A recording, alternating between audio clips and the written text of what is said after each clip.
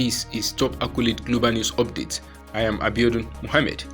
President Volodymyr Zelensky told the US Congress that aid to Ukraine was an investment in democracy and not charity, as he invoked American battles against the Nazis in World War II to press for more assistance for his country's war efforts. Zelensky's comments on Wednesday come as Republicans, some of whom have voiced increasing skepticism about sending so much aid to Ukraine, are set to take control of the US House of Representatives from Democrats on January 3rd. Some hardline Republicans have even urged an end to aid and an audit to trace how allocated money has been spent. The world is too interconnected to allow any country to stand aside and feel safe, Zelensky said as he appealed for bipartisan support.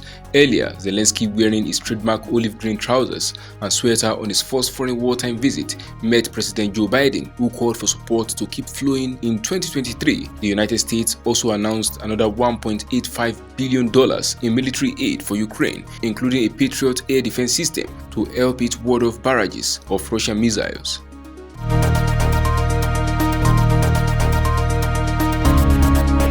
Japanese authorities are investigating a report from a human rights group that China has set up police offices in Japan, a top government spokesperson said on Thursday, following similar checks by European countries, the United States and Canada. Safeguard Defenders, an Asia-focused rights group based in Spain, has published 2 reports since September, indicating that Chinese authorities have established 102 overseas police stations in 53 countries, including Japan. Chinese authorities have dismissed the accusations and said the facilities are volunteer-run centers that help citizens renew documents and offer other services that were disrupted during the COVID pandemic. In quote, "We will take all necessary steps as we clarify the situation," Japanese Chief Cabinet Secretary Hirokazu Masuno told a news conference when asked about the government's response to the report. Masuno said earlier that Japan had told Chinese authorities through diplomatic channels that it would be unacceptable if there was any activity that violates Japan's sovereignty. Safeguard Defenders said in a September report that police from the Chinese city of Fuzhou had set up a service station in Tokyo. The group indicated in a follow-up report that police from the Chinese city of Nantong had another such station somewhere in Japan.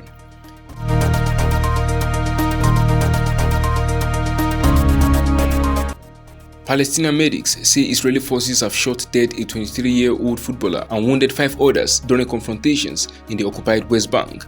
Ahmed Daragme was mortally wounded early on Thursday when Palestinians exchanged fire with Israeli troops who raided the city of Nablus to escort Jewish Israelis to a site known as Joseph's Tomb in the Palestinian city. The sound of gunfire was heard in amateur videos that Palestinians recorded from their windows. Daragme was from the nearby town of Tubas. Local Palestinian media reported that he played football for the West Bank Premier League club Takafi Tukarem. The popular Arabic football website Kura listed him as having been the team's top scorer this season with 6 goals. It was unclear whether he was taking part in the confrontations. The Israeli military said they had fired at Palestinians who had thrown explosives and shot at Israeli troops when they arrived in Nablus, before adding that suspects were hit. Some 150 Palestinians have been killed by Israeli forces in the occupied West Bank and East Jerusalem this year, according to official figures, making 2022 the deadliest year for Palestinians since 2006.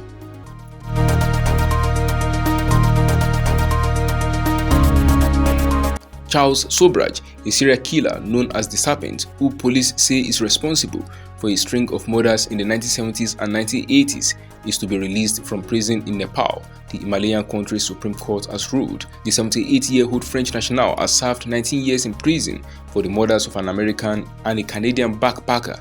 Life sentences in Nepal are 20 years. He has admitted killing at least 20 young Western backpackers across Asia, usually by drugging their food or drink, but his 2004 conviction in Nepal was the first time he was found guilty in court. Thailand first issued a warrant for his arrest in the mid-1970s on charges of drugging and killing 6 women on a beach at Pattaya. Sobraj is known as the Bikini Killer and the Serpent because of his ability to disguise himself and assume other identities to evade justice.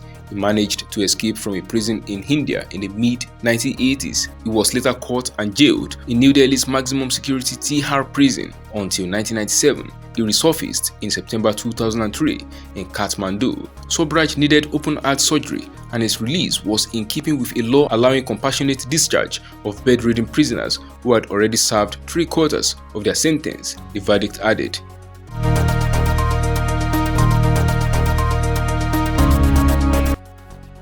Britain's economy contracted more than first thought in the third quarter of this year, putting it bottom among the group of 7 major advanced nations ahead of what is shaping up to be a dismal 2023, data showed on Thursday.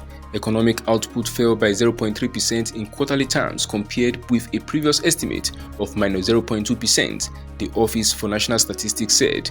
The ONS said the data put Britain bottom in the G7 in terms of quarterly growth, though the readings were skewed a little to the downside by the one-off bank holiday for Queen Elizabeth's funeral. Business investment fell by 2.5% in quarterly terms compared with a previous first estimate of a 0.5% drop. The ONS said British economy output in Q3 was 0.8% below its level of late 2019, compared with a previous estimate of 0.4% below, and in contrast to other G7 countries that have recovered. That is the size of top accolade global news update. You can follow us on our social media platforms as displayed on your screen. Happy Thursday.